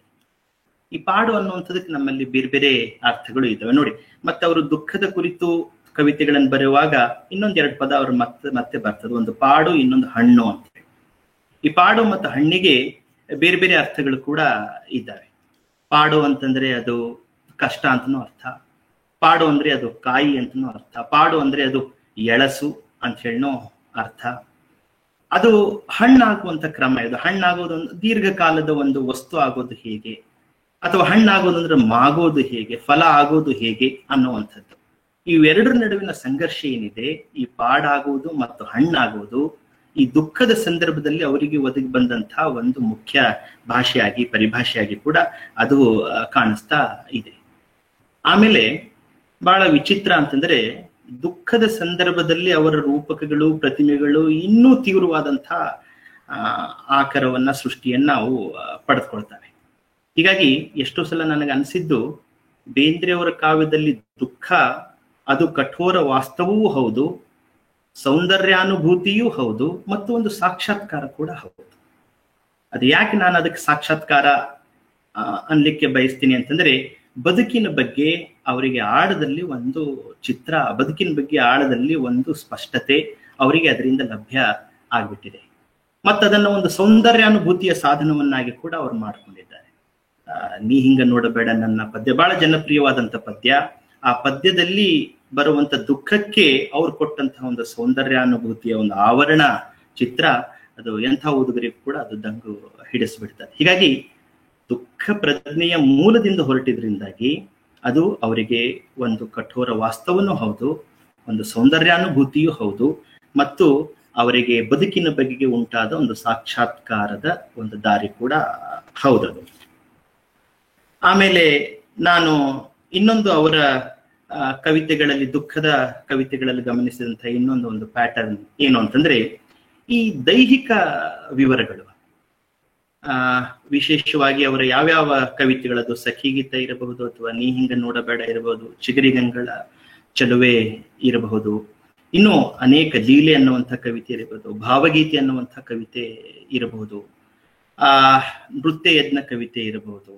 ಈ ಎಲ್ಲಾ ಕವಿತೆಗಳಲ್ಲಿ ಅವರು ಕೊಡುವ ದೈಹಿಕ ವಿವರಗಳನ್ನ ನಾವು ಗಮನಿಸ್ಬೇಕು. ಅಂದ್ರೆ ಅಲ್ಲಿ ಕಣ್ಣೀರು, ಅಳುವುದು, ನಡು ನಡುವೆ ಮಾನಸಿಕ ಅಸ್ವಸ್ಥತೆಗೊಳಗಾಗಿ ಹುಚ್ಚು ನಗೆಯನ್ನ ನಗುವುದು, ಅಥವಾ ಒಂದ್ ರೀತಿ ಬಿಡುಗಣ್ಣಾಗಿ ನೋಡುವುದು, ತುಡುಕಚ್ಚಿ ಬಿಕ್ಕುವುದು, ಈ ತರಹದ ಈ ಆಂಗಿಕ ಚಲನೆಗಳೇನಿದ್ದಾವೆ, ದುಃಖದ ಸಂದರ್ಭದ ಆಂಗಿಕ ಚಲನೆಗಳನ್ನ ಬೇಂದ್ರೆಯವರು ಬಹಳ ಸಮರ್ಥವಾಗಿ ಬಳಸ್ಕೊಳ್ತಾರೆ. ಬಹುಶಃ ಅವರು ಅಷ್ಟಕ್ಕೆ ನಿಂತಿದ್ರೆ ಆ ಕಾವ್ಯದ ಯಶಸ್ಸು ಇರ್ತಾ ಇರ್ಲಿಲ್ಲ. ಅವರು ಆಂಗಿಕ ಚಲನೆಗಳನ್ನ ವಿವರಿಸ್ತಾನೆ ಅದರ ಮಾನಸಿಕ ಸ್ತರಗಳಿಗೆ ಹೋಗ್ಬಿಡ್ತಾರೆ. ಆಮೇಲೆ ಆ ಮಾನಸಿಕ ಲೆವೆಲ್ ನಲ್ಲಿ, ಮಾನಸಿಕ ಸ್ತರದಲ್ಲಿ ಆ ದುಃಖ ಉಂಟು ಮಾಡ್ತಾ ಇರುವಂತ ವೇದನೆ ಏನು, ಯಾತನೆ ಏನು ಅನ್ನುವಂಥದ್ದನ್ನ ಅವ್ರ ಕವಿತೆ ಅದು ಮತ್ತೆ ಒಳಗೊಳ್ತಾ ಹೋಗ್ತಾರೆ. ಹೀಗೆ ಆಂಗಿಕ ಕ್ರಿಯೆಗಳನ್ನು ಮತ್ತು ಮಾನಸಿಕ ಕ್ರಿಯೆಗಳನ್ನು ಎರಡನ್ನೂ ಕೂಡ ಒಟ್ಟಿಗೆ ಹೇಳ್ತಾ, ಎರಡರ ಮೂಲಕ ಅವರು ಅದರ ಅರ್ಥವ್ಯಾಪ್ತಿಯನ್ನ ಹಿಗ್ಗಿಸ್ತಾ ಹೋಗುದು, ಕವಿತೆಯ ಅರ್ಥವ್ಯಾಪ್ತಿಯನ್ನು ಹಿಗ್ಗಿಸ್ತಾ ಹೋಗುದು, ಕವಿತೆಗೆ ಬೇರೆ ಬೇರೆ ಲೋಕಗಳು, ಬೇರೆ ಬೇರೆ ನೋಟಗಳು ಒದಗಿ ಬರ್ಲಿಕ್ಕೆ ಅವಕಾಶ ಮಾಡುವಂತ ಅವ್ರ ಬರವಣಿಗೆ ಕ್ರಮ ಏನಿದೆ ಅದು ಬಹಳ ಆಶ್ಚರ್ಯ ಉಂಟು ಮಾಡ್ತಾ ಹೋಗ್ತದೆ. ಸುಮ್ನೆ ಅವರ ಒಂದು ಪ್ರಸಿದ್ಧ ಕವಿತೆ ನಿಮ್ ಜೊತೆ ಚರ್ಚೆ ಮಾಡಬಹುದು ಅಂತ ಅನ್ಕೊಂಡಿದ್ದೀನಿ. ಅದು ಯಾವುದು ಅಂತಂದ್ರೆ ಸಖಿಗೀತ ಅಂತ ಹೇಳಿ. ಬಹುಶಃ ಬೇಂದ್ರೆಯವರ ದುಃಖ ಪ್ರಜ್ಞೆಯ ಈ ಕಾವ್ಯಕ್ಕೆ ಒಂದು ದೊಡ್ಡ ಉದಾಹರಣೆ, ಮುಖ್ಯ ಉದಾಹರಣೆ ಅಂತಂದ್ರೆ ಅವರ ಸಖಿಗೀತ ಕವಿತೆ. ಆಮೇಲೆ ಈ ಸಖಿಗೀತದಲ್ಲಿ ಬಹಳಷ್ಟು ಜನ ಹೇಳ್ತಾರೆ ಅಲ್ಲಿ ಸಖಿ ಏನು ಮಾತೇ ಆಡೋದಿಲ್ಲ ಅಂತ ಹೇಳಿ. ಬಟ್ ನನಗೇನು ಆ ತರ ಅನ್ಸೋದಿಲ್ಲ. ಅವಳ ಕೆಲವು ಮಾತುಗಳು, ಕೆಲವು ಮೌನಗಳು, ಅವಳ ಕೆಲವು ಆಂಗಿಕ ಭಾವಗಳು, ಅವಳ ಕೆಲವು ಸನ್ನೆಗಳು ಅವು ನಮಗೆ ವಿಶೇಷವಾದಂಥ ಮಾತುಗಳನ್ನೇ ಹೇಳ್ತಾ ಇದ್ದಾವೆ. ಆಮೇಲೆ ತಮ್ಮ ಒಟ್ಟು ಕಾವ್ಯದಲ್ಲಿ, ದುಃಖ ಪ್ರಜ್ಞೆಯ ಕಾವ್ಯದಲ್ಲಿ ತಮ್ಮ ದುಃಖವನ್ನು ನಿವೇದಿಸುವಾಗ ಬೇಂದ್ರೆಯವರು ಮಾತಾಡೋದು ಇಬ್ಬರ ಜೊತೆಗೇನೆ. ತಮ್ಮ ದುಃಖವನ್ನು ನಿವೇದಿಸಿಕೊಳ್ಳೋದು, ಹಂಚಿಕೊಳ್ಳೋದು ಇಬ್ಬರ ಜೊತೆಗೇನೆ. ಒಂದು ತನ್ನ ಸಖಿಯ ಜೊತೆ, ಇನ್ನೊಂದು ತನ್ನ ಜೊತೆ. ಅವರು ಸ್ವಗತದ ಧಾಟಿಯಲ್ಲಿ ತನಗ್ ತಾನೇ ಹೇಳಿಕೊಳ್ಳುವ, ತನಗ್ ತಾನೇ ಬಿಕ್ಕುವ, ತನಗ್ ತಾನೇ ನಿವೇದಿಸಿಕೊಳ್ಳುವಂತ ಧಾಟಿಯಲ್ಲಿ ಇದ್ರೆ, ಇನ್ನು ಕೆಲವು ತನ್ನ ಸಖಿಯ ಜೊತೆ ಮೌನವಾಗಿ ಹಂಚಿಕೊಳ್ಳುವಂತ ಧಾಟಿಯಲ್ಲಿ ಇರ್ತದೆ. ಹೀಗಾಗಿ ಈ ಸಖಿ ಗೀತವನ್ನ ನಾವು ನೋಡ್ತಾ ಹೋದ್ರೆ ಅದರ ಮೊದಲನೇ ಸಾಲೆ ನಮಗೆ ಈ ಕವಿತೆಯ ದಿಕ್ಕು ಯಾವ ಕಡೆ ಇರ್ಬೋದು ಅನ್ನುವಂಥದ್ದಕ್ಕೆ ಒಂದು ಕಲ್ಪನೆ ಕೊಡ್ತದೆ. ಏನು ಅಂತಂದ್ರೆ, ಸಖಿ ಇದು ಕಟು ಮಧುರವಾದ ಸಖ್ಯದ ಆಖ್ಯಾನ. ಇದು ಬರೀ ಮಧುರವಾದ ಸಖ್ಯದ ಆಖ್ಯಾನ ಅಲ್ಲ, ಇದು ಕಟು ಮಧುರವಾದ ಸಖ್ಯದ ಆಖ್ಯಾನ. ಕಟು ಮಧುರ ಅಂದಾಗ ನಮಗೆ ಗೊತ್ತಾಗ್ಬಿಡ್ತದೆ, ಓ ಏನೋ ಒಂದು ಸಫರಿಂಗು, ಏನೋ ಒಂದು ಹೇಳಲಾರದ ನೋವು, ಹೇಳಲಾರದ ಯಾತನೆಗೆ ಕವಿತೆ ಕರೆದುಕೊಂಡು ಹೋಗಬಹುದು ಅನ್ನೋ ಸೂಚನೆ ಮೊದಲನೇ ಸಾಲಿ ನಮಗೆ ಕೊಡ್ತಾ ಹೋಗ್ತದೆ. ಬಟ್ ಇಂಥ ಒಂದು ಸಂದರ್ಭದಲ್ಲೂ ಕೂಡ ಅವ್ರಿಗೆ ಬಹಳ ಪ್ರಿಯವಾದ ಪದ ಇದು, ಕರುಳಿನ ತೊಡಕು ಅನ್ನುವಂಥ ಪದ. ಈ ಕರುಳಿನ ತೊಡಕನ್ನ ಹೇಗೆ ಬಿಡಿಸ್ಕೊಂಡು ಬದುಕೋದು, ಅಥವಾ ಈ ದುಃಖವನ್ನೆಲ್ಲ ಹೇಗೆ ಎದುರಿಸಿ ಬದುಕೋದು ಅನ್ನುವಂಥದ್ದು. ಆಮೇಲೆ ಇಡೀ ಕವನದ ಮುಂದಿನ ಭಾಗದಲ್ಲಿ ಏನಾಗ್ತಾ ಇದೆ ಅಂತಂದ್ರೆ, ಈ ದುಃಖ ಅಥವಾ ಇದು ಕಟು ಮಧುರ ಯಾಕೆ ಆಗ್ತಾ ಇದೆ, ಅಥವಾ ಈ ದುಃಖ ಯಾಕೆ ಬರ್ತಾ ಇದೆ ಅಂತಂದ್ರೆ, ನೆಲೆ ತಪ್ಪಿದಂಥ ಕವಿತೆಯ ನಾಯಕನ ಬಾಳು. ಅವನಿಗೆ ಒಂದು ನೆಲೆ ಇಲ್ಲ, ಅಥವಾ ಅಭದ್ರತೆ, ಅಥವಾ ಸಾವು, ಅಥವಾ ಜೀವನದಲ್ಲಿ ಏನೂ ಮಾಡ್ಲಿಕ್ಕೆ ಸಾಧ್ಯ ಆಗದೆ ಇರುವಂತಹ ಸಂದರ್ಭಗಳು ನಿರ್ಮಾಣ ಆಗ್ತಾ ಇರುವಂತಹ ಸ್ಥಿತಿ ಏನಿದೆ, ಅದು ಒಂಥರ ನೆಲೆ ತಪ್ಪಿದ ಹಕ್ಕಿಯಾಗಿ ಕವಿತೆಯ ನಾಯಕನನ್ನ ವಿಚಲಿತಗೊಳಿಸಿದೆ. ಹೀಗಾಗಿ ಏನಾಗ್ಬಿಟ್ಟಿದೆ ಈ ಬಡತನದಿಂದ ಮತ್ತು ಈ ಅಭದ್ರತೆಯಿಂದ ಅಂತಂದ್ರೆ, ಇಬ್ಬರ ಬದುಕಿಗೂ ಕೂಡ ಸಖಿಗೀತದಲ್ಲಿ ಬಾಳಿನ ಬೆಂಕಿಗೆ ಮೈ ಬೆಂದು ಮನ ನೊಂದಿದೆ. ಅವರಿಬ್ಬರ ಬದುಕು ಬೆಂದೋಗ್ಬಿಟ್ಟಿದೆ ಮತ್ತು ಅದು ಕಷ್ಟದಲ್ಲಿ, ದುಃಖದಲ್ಲಿ ಅದು ಒಂಥರ ವಿಚಲಿತವಾಗ್ಬಿಟ್ಟಿದೆ, ವಿವಲವಾಗ್ಬಿಟ್ಟಿದೆ. ಹಾಗಾದ್ರೆ ಏನ್ ಮಾಡೋದು ಅಂತ ಹೇಳಿ, ಇಡೀ ಕವಿತೆಯ 40 ಹುಚ್ಚಗಳ ಈ ಸಖಿಗೀತೆ ಏನಿದೆ, ಅದು ಒಂದು ದುಃಖ ಮೀಮಾಂಸೆಯನ್ನೇ ಬರೆದು ಬಿಡುವುದು. ಬೇಂದ್ರೆಯವರ ಕಾವ್ಯದ ದುಃಖ ಮೀಮಾಂಸೆಯನ್ನು ಬರೀಲಿಕ್ಕೆ ಬಹಳ ಸಮರ್ಥವಾಗಿ ಒದಗಿ ಬರುವಂತಹ ಒಂದು ಕವಿತೆ ಅದು. ಅಲ್ಲಿ ಮುಂದೆ ಅವರಿಬ್ರು ಸಂಸಾರ ಮಾಡ್ಲಿಕ್ಕೆ ಶುರು ಮಾಡಿದಾಗ ಇನ್ನೇನೋ ಒಂದು ಬದುಕು ನೆಲೆ ಕಂಡ್ತು ಅನ್ನೋ ಅಷ್ಟರಲ್ಲಿ ಸಾಲು ಸಾಲು ಸಾವುಗಳು ಕವಿತೆಯ ನಾಯಕ ಮತ್ತು ನಾಯಕಿಗೆ ಎದುರಾಗ್ತಾ ಹೋಗ್ತವೆ. ಆಮೇಲೆ ಕವಿತೆಯ ನಾಯಕ ತನಗೆ ತಾನೇ ನೊಂದುಕೊಳ್ತಾ ಇರ್ತಾನೆ. ಬದುಕಿನಲ್ಲಿ ಏನೋ ಒಂದು ಮಳೆ ಆಗ್ತದೆ ಅಂತ ಹೇಳಿ ಅನ್ಕೊಂಡಿದ್ದೀವಿ, ಆದ್ರೆ ಈ ಮಳೆಗಿಂತ ಈ ಗುಡುಗು ಸಿಡಿಲುಗಳ ಆರ್ಭಟನೆ ಹೆಚ್ಚಾಗ್ಬಿಟ್ಟಿದೆ ಅಂತ ಹೇಳಿ. ಆಮೇಲೆ ಹುಟ್ಟಿದ ಮಕ್ಕಳೆಲ್ಲ ಅತಿಥಿಗಳೆಂಬಂತೆ ಕೆಲ ದಿನ ಇದ್ದು ಹೊರಡ್ತಾ ಇದ್ದಾರಲ್ಲ, ಈ ಸಾವನ್ನು ಹೇಗೆ ಸ್ವೀಕಾರ ಮಾಡೋದು, ಇಬ್ರು ಈ ಸಾವನ್ನು ಹೇಗೆ ಎದುರುಗೊಳ್ಳೋದು ಅನ್ನುವಂಥ ಜಿಜ್ಞಾಸೆ ಮತ್ತೆ ನಡೀತಾ ಹೋಗ್ತದೆ. ಹೀಗಾಗಿ ಬೇಂದ್ರೆಯವರ ಕಾವ್ಯದ ದುಃಖ ಪ್ರಜ್ಞೆಗೆ ಅಥವಾ ದುಃಖದ ಒಟ್ಟಾರೆ ಆವರಣಕ್ಕೆ ಒಂದು ಬಹಳ ಮುಖ್ಯವಾದಂತಹ ಕಾರಣ, ಸಂಗತಿ ಅಂತಂದ್ರೆ ಸಾವು. ಆ ಸಾವು ಏನಿದೆ ಅದು ಅವರನ್ನ ಮಾನಸಿಕವಾಗಿ ಬಹಳ ವಿಚಿತ್ರವಾದಂತಹ ಯೋಚನೆಗಳಿಗೆ ಅದು ಅವಕಾಶ ಮಾಡಿದೆ. ಬಹುಶಃ ಸಾವಿನ ಕುರಿತು ಇಷ್ಟು ವಿಭಿನ್ನವಾದಂತಹ ನೋಟಗಳು, ಇಷ್ಟು ವಿಭಿನ್ನವಾದಂತಹ ಚಿಂತನೆಗಳು ಕನ್ನಡದ ಬೇರೆ ಕವಿಗಳಲ್ಲಿ ಅಪರೂಪ. ನನಗೆ ಮತ್ತೆ ನೆನಪಾಗ್ತಾ ಇರೋ ಒಂದು ಹೆಸರು ಅಂತಂದ್ರೆ ಗಂಗಾಧರ ಚಿತ್ತಾಲ್ ಅವರು. ಗಂಗಾಧರ ಚಿತ್ತಾಲ್ರವರ ಸುಧೀರ ಇರ್ಬೋದು, ಅಣ್ಣ ಇರ್ಬೋದು, ಹರಿಯುವ ನೀರಿದು ಇರ್ಬೋದು, ಇನ್ನು ಬೇರೆ ಬೇರೆ ಕವಿತೆಗಳಲ್ಲಿ ಅಂಥ ಸಾವಿನ ಒಂದು ನಿರೂಪಣೆ ಬರ್ತದೆ. ಆದ್ರೆ ಅದಕ್ಕೂ ತೀವ್ರವಾಗಿ ಆಮೇಲೆ ಬೇರೆ ಬೇರೆ ಆಯಾಮಗಳಲ್ಲಿ, ಬೇರೆ ಬೇರೆ ನೆಲೆಗಳಲ್ಲಿ ಸಾವಿನ ಕಲ್ಪನೆ ಬಿಚ್ಕೊಳ್ತಾ ಹೋಗೋದು ಅಂತಂದ್ರೆ ಅದು ಬೇಂದ್ರೆಯವರ ಕವಿತೆಗಳಲ್ಲೇನೆ. ನೋಡಿ, ಅವರ ಕವಿತೆಯ ಸಖಿಗೀತದಲ್ಲಿನೇ ಬಂದ್ಬಿಡ್ತದೆ, ಬೆಟ್ಟಿಗೆ ಬಂದನು ಹೊಸದೊಬ್ಬ ಕಂದನು ಅತಿಥಿಯೋ ಎಂಬಂತೆ ತೆರಳಿದನು. ಏನೋ ಭೇಟಿ ಆಗ್ಲಿಕ್ಕೆ ಬಂದು ಹೋದ ಮಗು ಇದೆ ಅಂತ ಹೇಳಿ. ಆಮೇಲೆ ಮೊದಲಿನ ಫಲವೊಂದು ಮೀಸಲು ಮಣ್ಣಿಗೆ ಎಂಜಲುಗೊಳುತ್ತಿತ್ತು ಮುದ್ದಿಸಿರೆ. ಎಲ್ಲಿ ನಾವು ಗಂಡ ಹೆಂಡತಿ ಅದನ್ನ ಮುದ್ದಿಸಿದ್ರೆ, ಆಟ ಆಡಿಸಿದ್ರೆ ಎಂಜಲುಗೊಳ್ತದೇನೋ ಅಂತ ಹೇಳಿ ಇಮಿಡಿಯೇಟ್ ದೇವರು ಅದನ್ನ ಕಸಿದ್ಕೊಂಡು ಬಿಟ್ಟ ಅಂತ ಹೇಳಿ. ಎಷ್ಟೋ ಸಲ ಇವುಗಳನ್ನ ವಿವರಿಸೋದು ಬಹಳ ಒಂಥರ ಕ್ಲಿಷೆ ಅನ್ನಿಸ್ಬಿಡ್ತದೆ. ಆದ್ರೆ ಸುಮ್ಮನೆ ಒಂದು ಸಾವಿನ ಪ್ರಜ್ಞೆ ಅವರ ಕಾವ್ಯದಲ್ಲಿ ಹೇಗೆ ಹರಿತಾ ಇದೆ ಅನ್ನುವಂಥದ್ದನ್ನು ಹೇಳಲಿಕ್ಕೆ ನಾನು ಉಲ್ಲೇಖ ಮಾಡ್ತಾ ಇದ್ದೇನೆ. ಮೊದಲಿನ ಫಲವೊಂದು ಮೀಸಲು ಮಣ್ಣಿಗೆ ಎಂಜಲುಗೊಳುತ್ತಿತ್ತು ಮುದ್ದಿಸಿರೆ. ಮತ್ತೇನಾಗ್ತಾ ಇದೆ, ಚೊಚ್ಚಿನ ಮಗನೂ ಅದಾಯ್ತು, ಮರಚಿನ ಮಗನೂ ಅದಾಯ್ತು, ಹಸು ಮಗು ಹಾಲಿನ ರುಚಿ ಸಾಕೆಂದು ತೆರಳಿದೆ. ಇನ್ನೇನು ಸಾಕು ಅನ್ನೋ ತರ ತಾಯಿಯ ಲೋಕವನ್ನದು ಬಿಟ್ಟು ಹೋಗಿದೆ. ಹೀಗೆ ಸಾವಿನ ಬಗ್ಗೆ ಅವ್ರು ಕಟ್ತಾ ಇರುವಂತ ಸಾಲುಗಳು, ಅವ್ರು ಬರಿತಾ ಇರುವಂತ ಈ ನುಡಿಗಟ್ಟುಗಳೇನಿದ್ದಾವೆ ಅವು ಬಹಳ ಡಿಸ್ಟರ್ಬ್ ಮಾಡ್ತವೆ. ಮತ್ತು ಸಾವಿನ ಬಗ್ಗೆ ಬಹಳ ಆಳದಲ್ಲಿ ಬೇಂದ್ರೆಯವರು ನಡೆಸಿದಂತಹ ಒಂದು ಲೋಕ ಚಿಂತನೆ, ಬೇಂದ್ರೆಯವರು ನಡೆಸಿದಂತಹ ಒಂದು ಬಾಳಿನ ಚಿಂತನೆಗೆ ಅವು ನಿದರ್ಶನವಾಗಿ ನಿಂತುಕೊಡ್ತಾ ಹೋಗ್ತವೆ. ಆಮೇಲೆ ಸಖಿ ಗೀತದಲ್ಲೇ ಮುಂದೆ ಉಲ್ಲೇಖ ಆಗ್ತಾ ಹೋಗ್ತದೆ. ಹೀಗೆ ಮಕ್ಕಳನ್ನ ಸ್ಮಶಾನದಲ್ಲಿ ಸಂಸ್ಕಾರ ಮಾಡಿ ಬಂದಂತ ಗಂಡ ಹೆಂಡತಿ ಅವರು ಹೇಗ್ ಬರ್ತಾ ಇದ್ದಾರೆ ಅನ್ನುವಂಥದ್ರ ಒಂದು ಚಿತ್ರಣ ಬೇಂದ್ರೆಯವರು ಕೊಡ್ತಾ ಹೋಗ್ತಾರೆ. ಮರಳಿದೆ ಮನೆಯತ್ತ ಮರುಳಂತೆ ನೆರಳಂತೆ ಕರುಳೆಲ್ಲ ಕಡಲೋಲು ಕುದಿಯುತ್ತೀರಿ. ಇಡೀ ಕರುಳು ಕಡಲಿನ ತರ ಅದು ಕುದಿತಾ ಇದೆ. ಆ ದುಃಖದಲ್ಲಿ ಬದುಕು ಬೆಂದು ಹೋಗ್ತಾ ಇದೆ. ಅಂದ್ರೆ ನನಗೆ ಇಲ್ಲಿ ಹೇಳಬೇಕಾಗಿದ್ದು ಅಥವಾ ನಿಮ್ಮ ಗಮನಕ್ಕೆ ತರಬೇಕಾಗಿದ್ದೇನು ಅಂತಂದ್ರೆ, ಈ ಮನುಷ್ಯನ ದೈನಂದಿನ ಬದುಕಿನ ಪ್ರತಿ ಹಂತದಲ್ಲಿ ಅಥವಾ ಇಂಥ ಸಂದರ್ಭದಲ್ಲಿ ಪ್ರಕಟಗೊಳ್ತಾ ಇರುವಂತಹ ಒಂದು ದುಃಖ, ಒಂದು ಯಾತನೆ, ಅದನ್ನ ಬೇಂದ್ರೆಯವರ ಕಾವ್ಯದ ಕಣ್ಣು ಗಮನಿಸ್ತಾ ಇರೋ ರೀತಿ, ಸಾವನ್ನ ಅವ್ರು ಗಮನಿಸ್ತಾ ಇರೋ ರೀತಿ, ಅಥವಾ ಸ್ಮಶಾನಕ್ಕೆ ಹೋಗಿ ಬಂದಂತಹ ಗಂಡ ಹೆಂಡತಿಯ ಚಿತ್ರಣವನ್ನ ಅವರು ಕೊಡ್ತಾ ಇರುವಂತಹ ರೀತಿ, ಇವೆಲ್ಲ ನೋಡಿದ್ರೆ ಅವರು ಹೇಗೆ ದುಃಖವನ್ನು, ಸಾವನ್ನು ಮತ್ತು ಕಾವ್ಯವನ್ನು ಒಂದು ಏಕಸೂತ್ರದಲ್ಲಿ ಹಿಡಿಲಿಕ್ಕೆ, ಬಂಧಿಸ್ಲಿಕ್ಕೆ ಪ್ರಯತ್ನ ಮಾಡ್ತಾ ಇದ್ದಾರೆ ಅನ್ನುವಂಥದ್ದು ಗೊತ್ತಾಗ್ಬಿಡ್ತದೆ. ಹೀಗಾಗಿ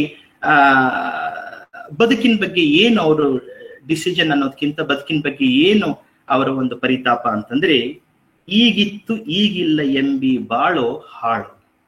ಈ ಬದುಕು, ಅಯ್ಯೋ ಈ ಕ್ಷಣ ಇತ್ತು, ಇದು ಎಲ್ಲಿ ಮಾಯವಾಯಿತು, ನಮ್ಮ ಕಣ್ಣೆದುರೆ ಓಡಾಡ್ತಾ ಇತ್ತು, ನಮ್ಮ ಜೊತೆನೆ ಇದ್ದಿತ್ತು, ಎಲ್ಲಿ ಹೋಗ್ಬಿಡ್ತು ಅನ್ನುವಂಥ ಈ ಬಾಳೋ ಅಥವಾ ಇದು ಹಾಳು, ಇದು ಏನಿದು ಇದು ಬದುಕು ಅನ್ನೋ ಒಂದು ಜಿಜ್ಞಾಸೆಗೆ ಅವರು ತೊಡಗಿದ್ದಾರೆ. ಆಮೇಲೆ ಇನ್ನೂ ಬಹಳ ವಿಚಿತ್ರವಾದಂತ ಸಂಗತಿ ಅಂತಂದ್ರೆ, ಇದನ್ನ ಮೀರ್ಲಿಕ್ಕೆ ಅವರು ಬೇಂದ್ರೆಯವರು ತಮ್ಮದೇ ಆದಂತ ಒಂದು ದಾರಿ ಹುಡ್ಕೊಂಡ್ ಬಿಟ್ಟಿದ್ದಾರೆ. ಆಯ್ತು, ಅವಳು ತನ್ನ ಮಗುವಿನ ಜೊತೆ ದುಃಖ ಮರಿತಾ ಇದ್ಲು, ಅಥವಾ ಅವಳಿಗಿರುವಂತಹ ಒಂದು ಆಸರೆಯೂ ತಪ್ಪಿತ್ತು. ಹಾಗಾದ್ರೆ ಈಗ ಏನು ಅಂತಂದ್ರೆ, ಕವಿಯ ನಾಯಕನೇ ಹೇಳ್ತಾ ಇದ್ದಾನೆ ಏನು ಅಂತಂದ್ರೆ, ನಾನೇ ಮಗುವಾಗಿ ನಿನ್ನನ್ನು ರಂಜಿಸ್ತೇನೆ, ನೀನು ಮಗುವಾಗಿ ನನ್ನನ್ನು ರಂಜಿಸು ಅಂತ ಹೇಳಿ. ಅಂದ್ರೆ ಕಳೆದುಕೊಂಡ ಮಕ್ಕಳ ಧ್ಯಾನದಲ್ಲಿ ಕವಿತೆಯ ನಾಯಕ ನಾಯಕಿಯರೇ ಮಗುವಾಗಿ, ಮಕ್ಕಳಾಗಿ ಪರಿವರ್ತನೆ ಆಗುವಂತಹ ಒಂದು ಕ್ರಮ ಬೇಂದ್ರೆಯವರ ಕಾವ್ಯದಲ್ಲಿ, ಅದು ಸಖಿ ಗೀತದಲ್ಲಿ ನಾವು ನೋಡ್ತೀವಿ. ಆಮೇಲೆ ಬಹಳ ವಿಚಿತ್ರ ಅಂದ್ರೆ, ಬಹಳ ಜನರಿಗೆ ಇದೇನಿದು ಅನಗತ್ಯ ಅಂತ ಹೇಳಿ ಅನ್ನಿಸ್ಬೋದು ಅವರ ಒಂದು ಕವಿತೆಯ ಮುಂದಿನ ಕ್ರಮ ನೋಡಿದ್ರೆ. ಬೇಂದ್ರೆಯವರಿಗೆ ಇಲ್ಲಿ ನೆಕ್ಸ್ಟ್ ಏನ್ ಅನಿಸ್ತಾ ಇದೆ ಮುಂದೆ ಅಂತಂದ್ರೆ, ಇಲ್ಲಿ ಅವರ ಕನ್ನಡದ ಕೆಲಸಗಳು ಅವರಿಗೆ ನೆನಪಾಗ್ತಾ ಇದೆ, ಕನ್ನಡದ ಹೊಣೆಗಾರಿಕೆಗಳು ಅವರಿಗೆ ನೆನಪಾಗ್ತದೆ. ತಾವು ಕಟ್ಟಬೇಕಾದಂತ ಕಾವ್ಯದ ಹೊಸ ರಚನೆಗಳನ್ನ ಅವರು ಇಲ್ಲಿ ತೋಡ್ಕೊಳ್ತಾ ಹೋಗ್ತಾ ಇದ್ದಾರೆ. ಹೀಗಾಗಿ ಅವ್ರು ಹೇಳ್ತಾ ಇದ್ದಾರೆ, ನಿನ್ನೆಡೆ ಕರೆಯುವಿ ನೀ ನನ್ನ ಮತ್ತೆನ್ನ, ಕನ್ನಡ ಕರೆಯುವುದು ತನ್ನೆಡೆಗೆ.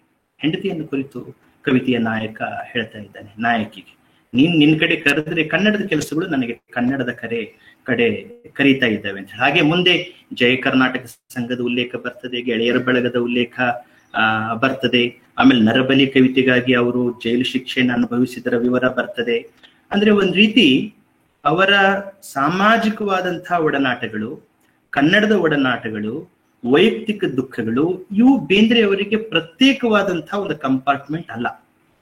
ಇದು ಈ ಕವಿತೆಯ ಒಂದು ಮುಖ್ಯ ಗುಣ ಅಂತ ಹೇಳಿ ನನಗೆ ಅನಿಸಿದೆ. ಸಖಿ ಗೀತ ಅವರಿಗೆ ಇದೇನೋ ಕನ್ನಡದ ಕೆಲಸ, ಇದು ಕೌಟುಂಬಿಕವಾದಂಥ ಕೆಲಸ, ಇದು ಇನ್ಯಾವುದೋ ಸಾಮಾಜಿಕ ಕೆಲಸ ಅನ್ನುವಂಥ ಯಾವ ಭೇದಗಳು ಕೂಡ ಕಾಣದೇ ಇರುವ ಹಾಗೆ ಇವೆಲ್ಲವನ್ನು ಕೂಡ ಒಂದು ವಲಯಕ್ಕೆ ತಂದು, ಒಂದು ಕಡೆ ತಂದು ಬೇಂದ್ರೆಯವರು ಯೋಚನೆ ಮಾಡ್ತಾ ಇದ್ದಾರೆ. ಹೀಗಾಗಿ ಅಲ್ಲಿ ಯಾವಾಗ ಸಾವು ಬರ್ತದೆ, ಯಾವಾಗ ಅವರ ಹೊಸ ಕವಿತೆಯ ಹುಟ್ಟು ಸಂಭವಿಸ್ತದೆ, ಯಾವಾಗ ಗೆಳೆಯರ ಜೊತೆ ಸ್ವಲ್ಪ ವೈಮನಸ್ಸಾಗ್ತದೆ, ಯಾವಾಗ ಅವರು ಜೈಲಿಗೆ ಹೋಗ್ತಾರೆ, ಇವೆಲ್ಲ ಒಂದ್ರೊಳಗೊಂದು ಮಿಳಿತು ಅವರು ಅಭಿವ್ಯಕ್ತಿ ಪಡಿತಾ ಹೋಗಿದೆ. ಅಂದ್ರೆ ಬೇಂದ್ರೆಯವರು ಯಾವುದನ್ನ ದುಃಖ ಅಂತ ಹೇಳಿ ಬರಿತಾ ಇದ್ದಾರೆ, ಆ ದುಃಖದ ರೇಂಜು ಬಹಳ ವಿಶಾಲವಾಗಿದೆ, ಆ ದುಃಖದ ವ್ಯಾಪ್ತಿ ಬಹಳ ವಿಸ್ತಾರವಾಗಿ ಬಿಟ್ಟಿದೆ. ಅದು ಕೇವಲ ಒಂದು ಖಾಸಗಿ ದುಃಖವಾಗಿ ಅದು ಇರ್ತಾ ಇಲ್ಲ, ಏನೋ ಒಂದು ವೈಯಕ್ತಿಕವಾದ ನೋವಾಗಿ ಅದು ಇರ್ತಾ ಇಲ್ಲ. ಅದು ಬೇರೆ ಬೇರೆ ನೆಲೆಗಳನ್ನು ಮುಟ್ತಾ ಇದೆ, ಬೇರೆ ಬೇರೆ ಲೋಕಗಳನ್ನು ಮುಟ್ತಾ ಇದೆ, ಸಮಾಜದ ಬೇರೆ ಬೇರೆ ಅಂಗಗಳನ್ನು ಮುಟ್ಟಿ ಅದು ಒಂದು ಹೊಸ ಚಿತ್ರಣ ಪಡಿತಾ ಇರೋದು ನಮಗೆ ಕಂಡು ಬರ್ತಾ ಇರ್ತದೆ. ಹೀಗಾಗಿ ಇಡೀ ಕವಿತೆಯಲ್ಲಿ ಒಂದು ನೆಲೆ ತಪ್ಪಿದ ಹಕ್ಕಿಯ ತೊಳಲಾಟ ಏನಿದೆ, ಒಂದು ಅಲೆದಾಟ ಅಂತಿರೋ ಅಥವಾ ತಿರುಗಾಟ ಅಂತಿರೋ, ಅದನ್ನು ಬೇಂದ್ರೆಯವರು ಮತ್ತೆ ಮತ್ತೆ ಆ ತಿರುಗಾಟದ ಪ್ರತಿಮೆ, ನೆಲೆ ತಪ್ಪಿದ ಹಕ್ಕಿಯ ಅಲೆದಾಟದ ಪ್ರತಿಮೆ ಏನಿದೆ, ಆ ಅಲೆದಾಟದ ಪ್ರತಿಮೆ ಸಖಿ ಗೀತದ ತುಂಬಾ ನೋಡ್ಲಿಕ್ಕೆ ಸಿಗುತ್ತದೆ. ಹೀಗಾಗಿ ಇಡೀ ಸಖಿ ಗೀತದ ಪದ್ಯಕ್ಕೆ ಅದು ಅದು ಒಂದು ಖಂಡಕಾವ್ಯ ತರ ನಾವು ಓದಿದ್ರು ಕೂಡ ಅದಕ್ಕೊಂದು ಎಪಿಕ್ ಸ್ಟ್ರಕ್ಚರ್ ಇದೆ. ಅದಕ್ಕೊಂದು ಮಹಾಕಾವ್ಯಕ್ಕೆ ಇರಬೇಕಾದಂತಹ ಒಂದು ರಚನೆಯ ಕ್ರಮ ಏನಂತೀವೋ ಆ ರಚನೆಯ ಕ್ರಮ ಸಖಿ ಗೀತಕ್ಕೆ ಇರೋದ್ರಿಂದ ಆ ಕವಿತೆ ನಮ್ಮನ್ನ ಬಹಳ ಕಾಡ್ತಾ ಹೋಗ್ತದೆ ಮತ್ತು ಅವರ ದುಃಖ ಮೀಮಾಂಸೆಯ ಬಹಳ ಮುಖ್ಯ ಕವಿತೆ ಅಂತ ಹೇಳಿ ನಾನು ಅನ್ಕೊಂಡಿದ್ದೀನಿ. ಕನ್ನಡದ ಬಹಳಷ್ಟು ಜನ ಅದ್ರ ಬಗ್ಗೆ ಈಗಾಗಲೇ ಬರೆದಿದ್ದಾರೆ. ಆಮೇಲೆ ಬೇಂದ್ರೆ ಅವರಂತ ಕಾವ್ಯಗಳನ್ನು ಓದಿದಾಗ ನಮಗೆ ಮಹಾಕಾವ್ಯದ ಸ್ಟ್ರಕ್ಚರ್ ಬಗ್ಗೆನೆ ಮತ್ತೆ ಮರು ಆಲೋಚನೆ ಮಾಡಬೇಕು ಅಂತ ಹೇಳಿ ಅನಿಸ್ತದೆ. ನಾವು ಯಾವ್ದನ್ನ ಎಪಿಕ್ ಮಹಾಕಾವ್ಯ ಅಂತ ಹೇಳಿ ಅಂತೀವಿ ಅನ್ನೋದರ ಗಾತ್ರ, ಅವುಗಳ ಬೇರೆ ಬೇರೆ ವರ್ಣನಾ ಕ್ರಮಗಳು ಎಲ್ಲ ಕಳಚಿ ಬಿದ್ದು ಯಾವುದು ಪ್ರತಿ ಕಾಲಕ್ಕೆ ಸಲ್ತದೆಯೋ ಅದೇ ಎಪಿಕ್ ಅಂತ ಹೇಳಿ ಅನಿಸ್ಬಿಡ್ತದೆ. ಯಾವುದು ಮನುಷ್ಯನ ಮೂಲಭೂತವಾದಂತ ಸಂಗತಿಗಳನ್ನು ಆಳದಲ್ಲಿ ಹಿಡಿತವೋ ಅದು ದುಃಖದ ಪ್ರಜ್ಞೆ ಆಗಿರ್ಬೋದು, ಅಸ್ತಿತ್ವದ ಪ್ರಜ್ಞೆ ಇರ್ಬೋದು, ಅವನ ಸಾಮಾಜಿಕ ಪ್ರಜ್ಞೆ ಇರ್ಬೋದು, ರಾಜಕೀಯ ಪ್ರಜ್ಞೆ ಇರ್ಬೋದು, ಅವುಗಳನ್ನ ಯಾವುದು ಬಹಳ ಆಳದಲ್ಲಿ ಹಿಡಿತವೆಯೋ ಅವೇ ಮಹಾಕಾವ್ಯ ಅಂತ ಹೇಳಿ ಅನ್ನಿಸ್ಲಿಕ್ಕೆ ಶುರು ಮಾಡ್ತದೆ. ಹೀಗಾಗಿ ನಮ್ಮ ಮಹಾಕಾವ್ಯದ ಕಲ್ಪನೆಯನ್ನು ಕೂಡ ಬದಲಾಯಿಸಬಲ್ಲಷ್ಟು ಸಶಕ್ತವಾಗಿ ಆ ಕವಿತೆ ನಿರೂಪಣೆಗೊಂಡಿದೆ. ಸುಮ್ಮನೆ ನಾನು ನಿಮಗೆ ಹೇಗೆ ಬೇಂದ್ರೆಯವರ ದುಃಖ ಪ್ರಜ್ಞೆ ಸಖಿ ಗೀತದಲ್ಲಿ ಬರ್ತಾ ಇದೆ ಅನ್ನೋದ್ರ ಬಗ್ಗೆ ಕೆಲವು ಮಾತುಗಳನ್ನು ನಾನು ಹೇಳಿದೆ. ಆ ಪದ್ಯ ನಾವು ಅದರ 40 ಗುಚ್ಛಗಳನ್ನ ಮತ್ತು ಅಲ್ಲಿ ಬಂದಂತಹ ನುಡಿಗಟ್ಟನ್ನ, ಅಲ್ಲಿ ಬಂದಂತಹ ಬೇರೆ ಬೇರೆ ಶಬ್ದದ ಆವರ್ತನಗಳನ್ನ ನೋಡ್ತಾ ಹೋದ್ರೆ ಬೇಂದ್ರೆಯವರು ದುಃಖವನ್ನ ಎಷ್ಟು ಆಳದಲ್ಲಿ ಧ್ಯಾನಿಸಿ ಅದನ್ನ ಕಾವ್ಯಾಭಿವ್ಯಕ್ತಿಯಲ್ಲಿ ತರ್ತಾ ಇದ್ದಾರೆ ಅನ್ನುವಂಥದ್ದು ಗೊತ್ತಾಗ್ತಾ ಹೋಗ್ತದೆ. ಆಮೇಲೆ ನಾನು ಮೊದಲೇ ಹೇಳಿದ ಹಾಗೆ ಅವರ ಯಾವ್ಯಾವ ದುಃಖದ ಕವಿತೆಗಳಿದ್ದವೋ ಬಹಳಷ್ಟು ದುಃಖದ ಕವಿತೆಗಳಲ್ಲಿ ಸಾವೇ ಕೇಂದ್ರದಲ್ಲಿರುವಂತಹ ಅಥವಾ ಮುಖ್ಯ ಸಂಗತಿಯಾಗಿರುವಂತ ವಸ್ತು ಅದು. ಆಮೇಲೆ ಅವರ ನೀ ಹಿಂಗ ನೋಡಬೇಡ ಅನ್ನುವಂಥದ್ದಂತೂ ಬಹಳ ಪಾಪ್ಯುಲರ್, ನಾ ಅದನ್ನ ವಿವರಿಸಲಿಕ್ಕೆ ಹೋಗೋದಿಲ್ಲ. ಆದ್ರೆ ಅದರ ಒಂದು ಸಾಲು ಏನು ಅಂತಂದ್ರೆ, ಸಾವನ ತನ್ನ ಕೈ ಸವರಿ ತಿಲ್ಲಿ ಬಂತೆನಗ ಇಲ್ಲದ ಭೀತಿ. ಅದು ಮತ್ತೆ ಸಾವಿನ ಜಿಜ್ಞಾಸೆ ಸಖಿ ಗೀತದಲ್ಲಿ, ಇಲ್ಲಿ ಇನ್ನೂ ಬೇರೆ ಬೇರೆ ಪದ್ಯಗಳಲ್ಲಿ ಅದು ಮುಂದುವರಿತಾನೆ ಹೋಗ್ತಾ ಇದೆ. ಕೊನೆಗೆ ಅವರು ಇನ್ನೊಂದು ಪದ್ಯದಲ್ಲಿ ಹೇಳ್ತಾ ಇದ್ದಾರೆ, ಸಾವು ಅಂತಂದ್ರೆ ಏನು ಅಂತಂದ್ರೆ, ಸಾವು ಅಂದ್ರ ಘನ ಘನ ನಿದ್ದಿ ಅಂತ ಹೇಳಿ. ಅದು ಒಂದು ಘನವಾದಂಥ ನಿದ್ದೆ ಅನ್ನುವಂಥ ಒಂದು ವ್ಯಾಖ್ಯಾನಕ್ಕೆ, ವಿವರಣೆಗೆ ಕೂಡ ಅವರು ಬರ್ತಾ ಇದ್ದಾರೆ. ಆಮೇಲೆ ಈ ಕವಿತೆಗಳಂತೂ ಆಯ್ತಿದ್ದು, ಸಖಿ ಗೀತ, ನೀ ಹಿಂಗ ನೋಡಬೇಡ ನನ್ನ, ಈ ತರದ ಕವಿತೆಗಳು. ಇನ್ನೂ ಕೆಲವು ತರಹದ ಕವಿತೆಗಳಿದ್ದಾವೆ. ಅವು ಮೇಲ್ನೋಟಕ್ಕೆ ಬಹಳ ರೊಮ್ಯಾಂಟಿಕ್ ಆದಂತಹ ಕವಿತೆಗಳು ಅಂತ ಹೇಳಿ ಅನ್ಸಿದ್ರು ಕೂಡ ಅಲ್ಲಿ ನನಗೆ ಒಂಥರ ಸಫರಿಂಗೇ ಇದೆ ಅಂತ ಹೇಳಿ ಅನಿಸ್ತಾ ಇದೆ, ದುಃಖನೇ ಇದೆ ಅಂತ ಹೇಳಿ ಅನಿಸ್ತಾ ಇದೆ. ಉದಾಹರಣೆಗೆ ಈ ಹುಬ್ಬಳ್ಳಿ ಯಾವ ಅನ್ನುವಂಥ ಕವಿತೆಯಲ್ಲಿ ಬಹಳ ಒಬ್ಬ ಹೆಣ್ಣು ಮಗಳ ಬಹಳ ರಮ್ಯವಾದಂಥ, ಇನ್ನು ಯಾಕ ಬರ್ಲಿಲ್ಲವ ಹುಬ್ಬಳ್ಳಿ ಯಾವ, ವಾರದಾಗ 3 ಸರ್ತಿ ಬಂದು ಹೋಗವ ಅನ್ನುವಂಥ ಬಹಳ ರಮ್ಯತೆಯ ಸಾಲು ಅದು ಆರಂಭದಲ್ಲಿ ಇದ್ರೂ ಕೂಡ ಕವಿತೆಯ ಮುಂದಿನ ಸಾಲುಗಳೆಲ್ಲ ಅವಳ ಯಾತನೆಯನ್ನ, ಅವಳ ನೋವನ್ನ, ಅವಳ ದುಃಖವನ್ನೇ ಹೇಳ್ತಾ ಇದ್ದವು. ಅದಕ್ಕೆ ನಾನು ಆರಂಭದಲ್ಲಿ ಹೇಳಿದೆ, ಬೇಂದ್ರೆ ಅವರ ಕಾವ್ಯದಲ್ಲಿರುವಂತ ಈ ಸಿಂಪ್ಲಿಸಿಟಿ ಏನಿದೆ, it's A illusion of simplicity. ಅದೊಂದು ಸರಳತೆಯ ಭ್ರಮೆ ಅದು. ಆ ಭ್ರಮೆಯ ಲೋಕದಲ್ಲಿ ಬದುಕಿನ ಕಟು ವಾಸ್ತವಗಳೇ ಅಡಕೊಂಡಿದ್ದಾಳೆ. ಉದಾಹರಣೆಗೆ ಅವಳು ಹುಡುಕ್ತಾ ಇದ್ದಾಳೆ, ನನಗೆ ಮಾತು ಕೊಟ್ಟು ಇವನು ಎಲ್ಲು ಹೋದ, ನನ್ನನ್ನು ಎದೆಯ ಪದಕವಾಗಿ ಧರಿಸ್ಬೇಕಂದವನು ಎಲ್ಲು ಹೋದ, ಅಥವಾ ನನ್ನನ್ನ ಜೊತೆಯಾಗಿ ಇರ್ತೀನಂತ ಹೇಳೋ ಎಲ್ಲಿ ಹೋದ.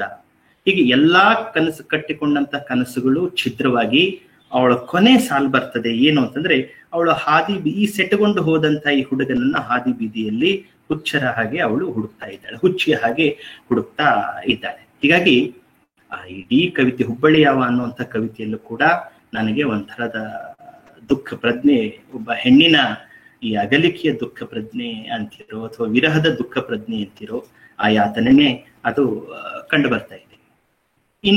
ಇನ್ನೊಂದು ಕವಿತೆ ಹೇಳ್ಬೇಕು ಅಂತಂದ್ರೆ ಅದು ಚಿಗರಿಗಂಗಳ ಚೆಲುವೆ ಅಂತ ಹೇಳಿ. ಅದು ಕೂಡ ಮೇಲ್ನೋಟಕ್ಕೆ ಬಹಳ ರೊಮ್ಯಾಂಟಿಕ್ ಆದಂತಹ ಪದ್ಯ ಅನ್ನೋ ಭ್ರಮೆನೆ ಉಂಟು ಮಾಡ್ತಾ ಇರ್ತದೆ.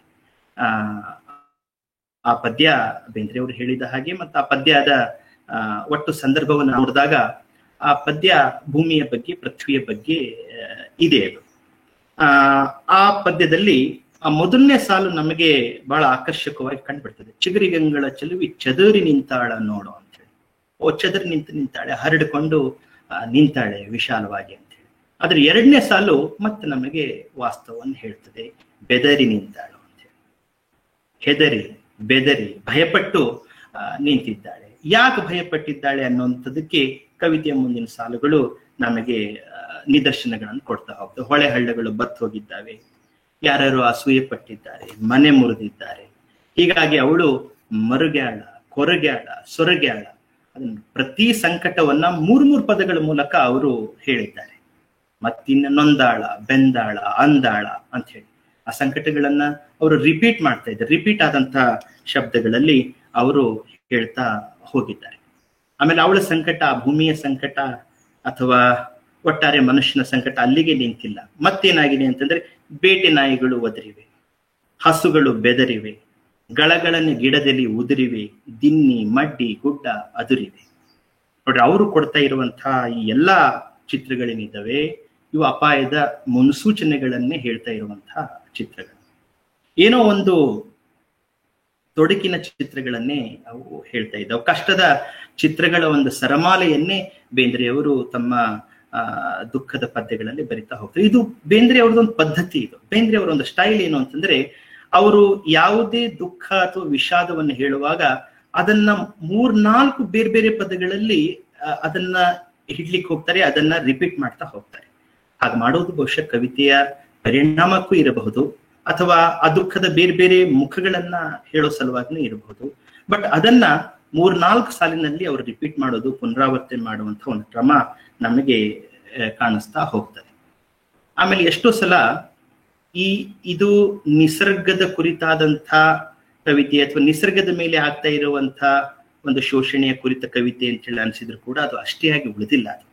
ಅದು ಒಟ್ಟು ಬದುಕಿನ ಒಂದು ನೆಲೆ ತಪ್ಪಿದ ಅಥವಾ ಶೋಷಣೆಯ ಒಂದು ಪದ್ಯವಾಗಿ ನಮಗೆ ಕಾಣಿಸ್ತಾ ಇದೆ. ಅದಕ್ಕೆ ಇಂಥ ಒಂದು ಸಾಲು ಅವ್ರ ಕವಿತೆಯಲ್ಲಿ ಮತ್ತೆ ಬರ್ತಾ ಹೋಗ್ತದೆ. ಇದು ಎಂಥ ಜೀವದ ಬ್ಯಾಟಿ ಹಾಡೆ ಹಗಲ ಅಂತ. ಏನು ಬೇಟೆ ಆಡ್ತಾ ಇದ್ದಾರೆ, ಹಾಡೆ ಹಗಲಲ್ಲೇ ಜೀವದ ಬೇಟೆ ಆಡುವಂಥ ಒಂದು ಸಂದರ್ಭ ಸೃಷ್ಟಿಯಾಗಿದ್ದರ ಬಗ್ಗೆ ಅದು ಬಹಳ ದುಗುಡಗೊಂಡು ವೇದನಾಪೂರ್ಣವಾದಂತಹ ಧ್ವನಿಯಲ್ಲಿ ಈ ಕವಿತೆ ಹೇಳ್ತಾ ಇದೆ. ಕವಿತೆ ಅದು ನಿಸರ್ಗದಿಂದಲೂ ಭೂಮಿಯ ಪಡಿಪಾಟಲಿನಿಂದ ಶುರು ಆದ್ರೂ ಕೂಡ ಅದು ಮತ್ತೆ ಮನುಷ್ಯ ಜಗತ್ತಿನಿಗೆ ಹೇಗೆ ಶಿಫ್ಟ್ ಆಗ್ತಿದೆ ಅನ್ನುವಂಥದ್ದು. ಅಂದ್ರೆ ನಾನು ಒಂದ್ಸಲ ನೆನಪಿಸಿದ ಹಾಗೆ, ಬೇಂದ್ರೆಯವರಲ್ಲಿ ಸಸ್ಯ ಜಗತ್ತು, ಪ್ರಾಣಿ ಜಗತ್ತು ಮತ್ತು ಮನುಷ್ಯ ಜಗತ್ತು, ಈ 3 ಜಗತ್ತುಗಳು ಕೂಡ ಅವು ದುಃಖದ ಕೇಂದ್ರದಲ್ಲಿ ನೋಡ್ಲಿಕ್ಕೆ, ದುಃಖದ ಪ್ರಜ್ಞೆಯಲ್ಲಿ ನೋಡ್ಲಿಕ್ಕೆ ಅವರಿಗೆ ಸಾಧ್ಯ ಆಗಿದೆ. ಹೀಗಾಗಿ ಅದು ಸಡನ್ನಿಸಿ ಯಾವುದು ಭೂಮಿ ಬಗ್ಗೆ ಹೇಳ್ತಾ ಇತ್ತು ಅದು ಮನುಷ್ಯರ ಬಗ್ಗೆ ಹೇಳಿ ಮತ್ತೆ ಈಗ ನೇರವಾಗಿ ನಮ್ಮ ಕಣ್ಣೆದುರಿನ ಸಂಗತಿಯನ್ನೇ ಹೇಳ್ತಾ ಇರೋ ಹಾಗೆ ಕಾಣಿಸ್ತದೆ. ಆಳುಗಳ ಹೋರಾಟ, ಆಳುವವರ ಆಟ, ಗೆದ್ದವರ ಇದ್ದವರ ಹಾರಾಟ. ಇದರಿಂದ ಏನಾಗಿದೆ ಅಂತಂದ್ರೆ, ಆರೆಸತ್ತ ಜೀವಗಳು ಕೊಳೆತು ಹುಳುತು ಹತ್ತಿವೆ.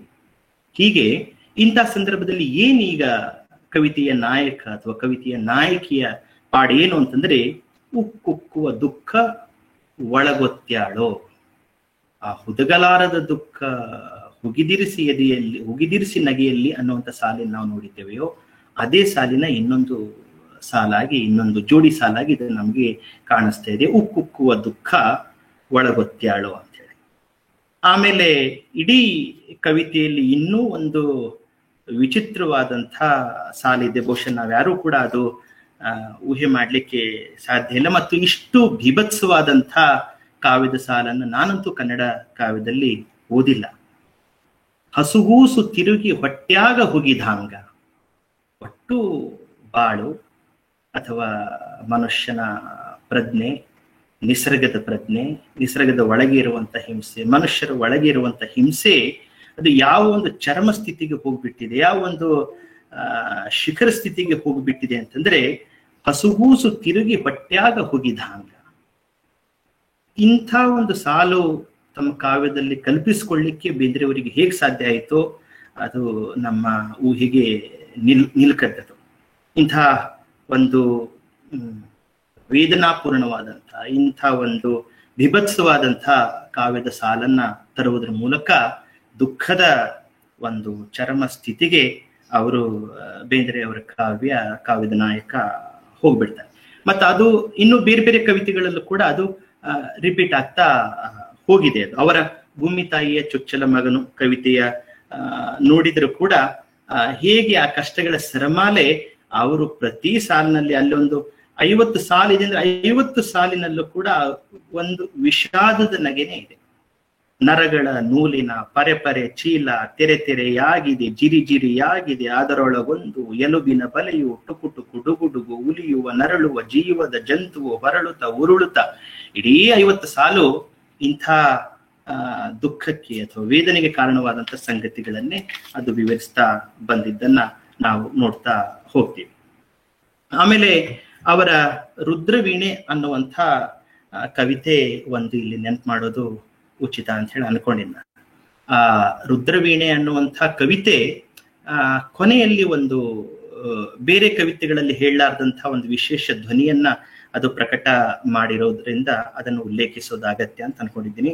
ಅದು ಏನ್ ಹೇಳ್ತಾ ಇದೆ ಅಂತಂದ್ರೆ, ಅದು ಅಹಹ ಜೀವ ಅಂದ್ರೆ ಈ ಜೀವ, ನೋವು ಮತ್ತು ಸಾವು ಮತ್ತು ವಿಫಲತೆ ಇದ್ರೊಳಗೇನೆ ಬದುಕಿನ ಸಾಫಲ್ಯದ ಕೆಲವು ಬೀಜಗಳು ಅಡಗಿದ್ದಾವೆ ಅನ್ನುವ ನಿಲುವಿಗೆ ಆ ಕವಿತೆ ಅದು ಬರ್ತಾ ಇದೆ.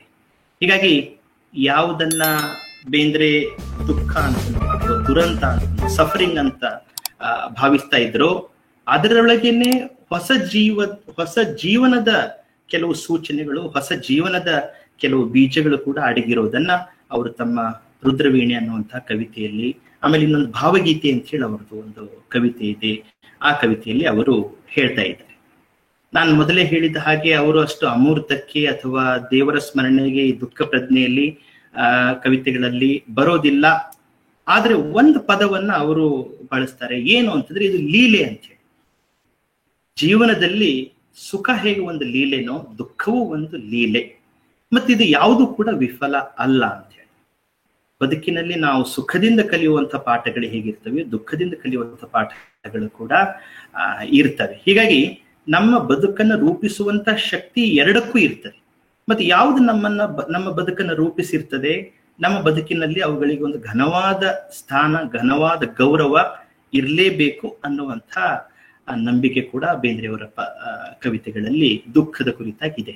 ಹೀಗಾಗಿ ಈ ದುಃಖ ಪ್ರಜ್ಞೆಯ ಬಗ್ಗೆ ಹೇಳುವಾಗ, ಅದನ್ನೊಂದು ಲೀಲೆ ಅಂತ ಹೇಳಿ ಅವರು ಬಣ್ಣಿಸುವಾಗ, ಈ ಯಾವುದು ಕೂಡ ವಿಫಲ ಅಲ್ಲ ಅನ್ನುವಂಥ ಧಾಟಿಯಲ್ಲಿ ಅವರು ಹೇಳಿ, ಆ ದುಃಖಕ್ಕೆ ಇರುವಂತ ಒಂದು ಚಿಗುರಿಸುವ ಗುಣ ಅಥವಾ ಒಂದು ಬೆಳೆಸುವ ಗುಣ ಏನಿದೆ ಅದ್ರ ಕಡೆಗೂ ಕೂಡ ಅವರು ಹೇಳ್ತಾ ಹೋಗ್ತಾರೆ. ಆಮೇಲೆ ನಾನು ಸುಮ್ಮನೆ ಕೊನೆಯಲ್ಲಿ, ಈ ಮಾತಿನ ಕೊನೆಯಲ್ಲಿ ಅವರ ನರಬಲಿ ಕವಿತೆಯ ಉಲ್ಲೇಖ ಮಾಡ್ತೀನಿ. ನಿಮ್ಗೆಲ್ಲ ಗೊತ್ತಿರುವ ಹಾಗೆ ಈ ನರಬಲಿ ಕವಿತೆ ಬೇಂದ್ರೆಯವರು ಈ ಕವಿತೆಗಾಗಿ ಜೈಲುವಾಸವನ್ನ, ನಜರ್ಬಂದಿಯನ್ನ ಅವರು ಅನುಭವಿಸಿದ್ರು. ಆಮೇಲೆ ಇದು ಸಾಮ್ರಾಜ್ಯಶಾಹಿಯ ವಿರುದ್ಧ ಜನರನ್ನ ಬೇಂದ್ರೆಯವರು ಎತ್ತು ಕಟ್ಟಿದ್ರು ಅನ್ನುವಂಥ ಆರೋಪದ ಮೇಲೆ ಅವರನ್ನ ಜೈಲಿಗೆ ತಳ್ಳಾಯಿತು, ಉದ್ಯೋಗಕ್ಕೆ ತೊಂದರೆ ಆಯಿತು, ಬಹಳಷ್ಟು ಸಮಸ್ಯೆಗಳು ಅವರ ಎದುರಿಸಿದ್ರು. ಆ ಕವಿತೆಯಲ್ಲಿ ಅವರು ಹೇಳುವಂತ ಕೆಲವು ಸಾಲುಗಳು ನೋಡಿದ್ರೆ ಬೇಂದ್ರೆಯವರ ದುಃಖದ ಮೂಲಗಳು ಎಲ್ಲೆಲ್ಲಿದ್ದಾವೆ ಅನ್ನುವಂಥದ್ದು ಗೊತ್ತೇವೆ. ಅಂದ್ರೆ ಒಂದು ರಾಜಕೀಯ ಪ್ರಜ್ಞೆಯಲ್ಲಿ ಅಥವಾ ಒಂದು ಸಾಮಾಜಿಕವಾದ ತಿಳುವಳಿಕೆಯ ಭಾಗ ಕೂಡ ಅವರನ್ನು ಹೇಗೆ ದುಃಖಿತರನ್ನಾಗಿಸಿದೆ ಅಂತ ಹೇಳಿ. ನಾವೆಷ್ಟೋ ಸಲ ನಮ್ಮ ದುಃಖಕ್ಕೆ ಏನೇನು ಸಂಗತಿಗಳು ಕಾರಣ ಆಗಿರ್ತವೆ. ಮತ್ತೆ ಯಾವ ದುಃಖವೂ ಕೂಡ ಹೆಚ್ಚು ಕಡಿಮೆ ಅಂತ ನಾನು ಹೇಳ್ತಾ ಇಲ್ಲ. ಎಲ್ಲೋ ಭಾರತದಲ್ಲಿ ಒಬ್ಬ ದಲಿತನಿಗೆ ಅಡ್ಮಿಷನ್ ಸಿಕ್ಕಿಲ್ಲ ಅಂದಾಗ ಬಾಬಾ ಸಾಹೇಬರ ಆರೋಗ್ಯದಲ್ಲಿ ಏರುಪೇರು ಆಗ್ತಾ ಇರ್ತದೆ. ಎಲ್ಲೋ ನೌಖಾಲಿಯಲ್ಲಿ ಹಿಂದೂ ಮುಸ್ಲಿಮರು ಜಗಳ ಆಡ್ಕೊಂಡು ಸಾಯ್ತಾ ಇದ್ದಾರೆ ಅಂತಂದ್ರೆ ಗಾಂಧೀಜಿಯವರ ಆರೋಗ್ಯದಲ್ಲಿ ಏರುಪೇರಾಗ್ತದೆ. ಹೀಗಾಗಿ ನಮ್ಮ ವ್ಯಕ್ತಿತ್ವದ ದುಃಖದ ಮೂಲಗಳು ಎಲ್ಲೆಲ್ಲಿದ್ದಾವೆ, ಯಾವ ರೀತಿಯಲ್ಲಿ ಅವು ವಿಸ್ತಾರಗೊಂಡಿದ್ದಾವೆ ಅನ್ನುವಂಥದ್ದು ಬಹಳ ಅದಕ್ಕೆ ವಿಚಿತ್ರವಾದಂಥ ಕಾರಣಗಳು ಇರ್ತವೆ. ಬೇಂದ್ರೆಯವರ ಕವಿತೆಗಳಲ್ಲಿ ನಾವು ಇಂಥ ಎಲ್ಲ ವ್ಯಾಪ್ತಿಗಳ ಛಿದ್ರಗೊಂಡು ಬೇರೆ ಬೇರೆ ದಿಕ್ಕಿಗೆ ಮೂಲಗಳ ಹೊರಳುವುದನ್ನು ನಾವು ನೋಡ್ತಾ ಇದ್ದೀವಿ. ಸಖಿಗೀತ ಒಂದು ಮುಖ ಅದು. ಆಮೇಲೆ ನಾನು ಭೂಮಿ ತಾಯಿ ಬಗ್ಗೆ ಅವರು ಬರೆದಂಥ ಚಿಗುರಿಗಂಗಳ ಚೆಲುವಿ ಒಂದು ಮುಖ. ನರಬಲಿ ಅವರ ದುಃಖದ ಪ್ರಜ್ಞೆಯಲ್ಲಿ ಬಂದಂತಹ ಇನ್ನೊಂದು ಮುಖ ಅಂತ ಹೇಳಿ ನನಗೆ ಅನ್ನಿಸ್ತದೆ. ಅದಕ್ಕೆ ಅವರ ಈ ಕೆಲವು ಸಾಲು ನೋಡಿದ್ರೆ ಗೊತ್ತಾಗ್ತದೆ. ಏನು ಅಂತಂದ್ರೆ, ಕೋಳಿಯ ಕೊಯ್ದರೆ ಕೆರಳುವರುಂಟು, ಕುರಿಯನ್ನು ಕೊಂದರೆ ಕೀಳುವರುಂಟು, ಕೋಣನ ಕಡಿದರು ಕಾಯುವರುಂಟು, ಗುಬ್ಬಿ ಮಾನವನ ಕೊಯ್ದರು ಕೊಂದರು ಕಡಿದರು ಏನು. ಇದು ಬೇಂದ್ರೆಯವರ ದುಃಖಕ್ಕೆ ಕಾರಣವಾದಂಥ ಸಂಗತಿ. ಅಂದ್ರೆ ಮನುಷ್ಯರ ಕೊಲೆಗಳು, ಮನುಷ್ಯರ ಹತ್ಯೆಗಳು ಇವು ಸಮಾಜವನ್ನ ವಿಚಲಿತಗೊಳಿಸದೇ ಇರುವಂಥ ಈ ಒಂದು ಸಮಾಜದ ನೈತಿಕ ಕುಸಿತ ಏನಿದೆ, ಈ ಕುಸಿತ ಕೂಡ ಬೇಂದ್ರೆಯವರ ದುಃಖಕ್ಕೆ ಕಾರಣವಾಗಿದೆ ಮತ್ತು ಬೇಂದ್ರೆಯವರ ಪ್ರತಿಭಟನೆಗೆ ಕಾರಣ ಆಗಿದೆ. ಹೀಗಾಗಿ ಬೇಂದ್ರೆಯವರ ದುಃಖ ನಾವು ಅಂದ್ಕೊಂಡಷ್ಟು ಅದು ಕೇವಲ ಕೌಟುಂಬಿಕ ಚೌಕಟ್ಟಿನ ದುಃಖ ಅಲ್ಲ, ಅದು ಕೇವಲ ಏನೋ ಒಂದು ಲೀಲೆಯ ದುಃಖ ಕೂಡ ಅಲ್ಲ. ಅದಕ್ಕೆ ನಾವು ಊಹಿಸಿಕೊಳ್ಳುವುದಕ್ಕಿಂತ ಹೆಚ್ಚಿನ ರೀತಿಯ ರಾಜಕೀಯ ಸೂಕ್ಷ್ಮಗಳು ಇದ್ದಾವೆ ಮತ್ತು ಸಾಮಾಜಿಕವಾದಂಥ ಸಂಗತಿಗಳ ನೆಲೆ ಕೂಡ ಆ ದುಃಖಗಳ ಹಿಂದೆ ಇದೆ ಅಂತ ಹೇಳಿ ಅನ್ನಿಸ್ತದೆ. ಹೀಗಾಗಿ ಬೇಂದ್ರೆಯವರ ಈ ದುಃಖದ ವ್ಯಾಪ್ತಿ ಏನಿದೆ ಅಥವಾ ದುಃಖವನ್ನ ಹಿಡಿಯುವ ಕ್ರಮ ಏನಿದೆ, ಆ ಕ್ರಮ ಕನ್ನಡದಲ್ಲಿ ಇನ್ನೂ ಬೇರೆ ಬೇರೆ ರೀತಿಯಲ್ಲಿ ಶೋಧನೆಗೆ ಒಳಗಾಗಬೇಕು ಅಂತ ಹೇಳಿ ನಾನು ಅನ್ಕೊಂಡಿದ್ದೇನೆ. ಬಹುಶಃ ಇಲ್ಲಿಗೆ ನನ್ನ ಮಾತುಗಳನ್ನ ನಿಲ್ಲಿಸ್ತೇನೆ. ಮುಂದೆ ನಾವು ಚರ್ಚೆ ಮಾಡಬಹುದು. ಅದಕ್ಕಿಂತ ಮುಂಚೆ ಡೋನರ್ ಅವರು ಹೇಳಿದ ಹಾಗೆ ಬೇಂದ್ರೆಯವರ ಕುರಿತು ನಾನು ಬರೆದಂತಹ ಒಂದು ಪದ್ಯ ಓದ್ಲಿಕ್ಕೆ ಇಷ್ಟ ಪಡ್ತೇನೆ. Donor sir ಓದ್ಬೋದಲ್ಲ? ಸರ್ ಓದಿ.